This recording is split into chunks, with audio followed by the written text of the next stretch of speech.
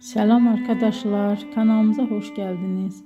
Bugün sizlere Türkiye'nin en tanınmış genç oyuncularından biri olan Hande Erçel'in hayat hikayesinden bahsedeceğim.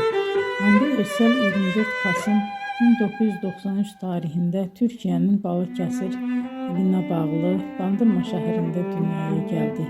Küçük yaşlarından itibaren sanatla ilgileniyordu ve yaratıcı alanlara karşı büyük bir merakı vardı. Daha sonra İstanbul'da Mimar Sinan Güzel Sanatlar Üniversitesi'nde eğitim aldı. Ama onun hayatında ilk adım oyunculuk değildi.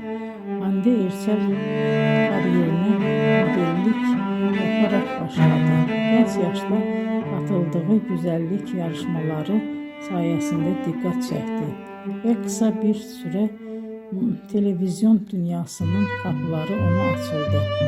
2015 yılında yayınlanan Güneşin Kızları dizisinde Selin karakterinin canlandırmasıyla geniş kitleler onu tanımaya başladı. Bu rol onun kariyerinde önemli bir dönüm noktası oldu. Ardından birçok başarılı projede yer aldı. Bugün Hande Erçel